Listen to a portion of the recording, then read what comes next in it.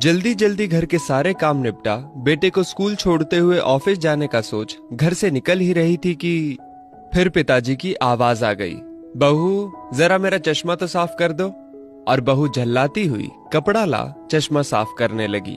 इसी चक्कर में बेटा स्कूल में और खुद आज फिर ऑफिस देर से पहुंची। गाहे बगाहे पिताजी की यूं घर से निकलते हुए पीछे से आवाज देने की आदत बहू को अच्छी नहीं लगती थी, पर जानती थी कि पलंग से ना उठ पाने के बावजूद पिताजी पूरे दिन में उसे यही एक दो काम ही तो कहते थे। काम छोटा सा था पर ऑफिस जाने की भी तो जल्दी होती थी सुबह सुबह। एक दिन पति से चर्चा की। पति की सलाह पर अब वो सुबह उठते ही पिताजी का चश्मा साफ करके रख देती, लेकिन फिर भी घर से निकलते समय पिताजी का बहू को बुलाना बंद नहीं हुआ।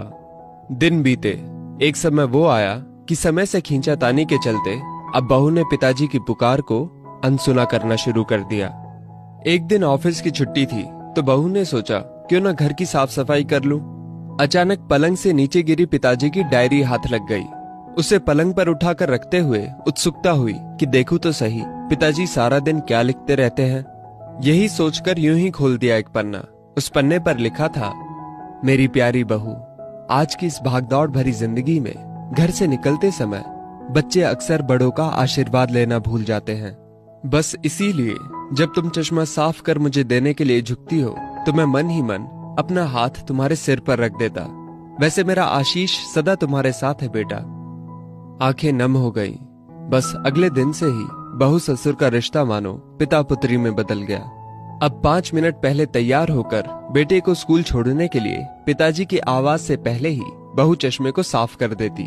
पीने के पानी का जग उनके पलंग के सिरहाने रखती। जाते समय लाड़ प्यार से 2-4 वाक्यों में सारे दिन की हिदायतें देती। कभी उनके फल या दवाई ना खाने का उलाहना, और अंत में, अच्छा बाबूजी ऑफिस को देरी हो रही है, चलो बेटा बाबूजी को बाय बोलो, कहकर घर से निकलती।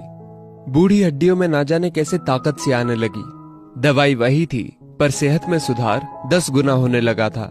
पिताजी स्वस्थ होने लगे थे, परंतु अचानक एक दिन हृदय गति रुक जाने से स्वर्ग सिधार गए। उनके अंत समय में उनके मृत देह के चेहरे पर संतुष्टि के भाव की भी पूरे परिवार में खूब चर्चा हुई थी। आज पिताजी को गुजरे ठीक 2 साल बीत चुके हैं। आज भी बहू रोज घर से बाहर निकलते समय पिताजी का चश्मा साफ कर उनके टेबल पर रख दिया करती है। उनके अनदेखे हाथ से मिले आशीष की लालसा में आज भी सुबह घर से निकलते हुए ना जाने क्यों ऐसा लगता है कि अभी आवाज आएगी, बहू जरा मेरा चश्मा तो साफ कर दे। माता पिता का दृश्य आशीष ही ईश्वर की कृपा दृष्टि है। जीवित माता पिता की सेवा मरणोपरांत किए गए पितृकर्म से कहीं अधिक उत्तम है।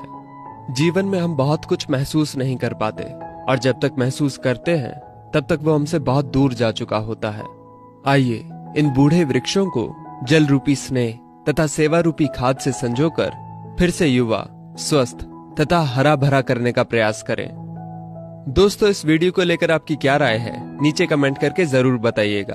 और अगर आपको ये वीडियो अच्छी लगी हो तो इस वीडियो को लाइक करिएगा, शेयर करिएगा ज्यादा से ज्यादा लोगों तक।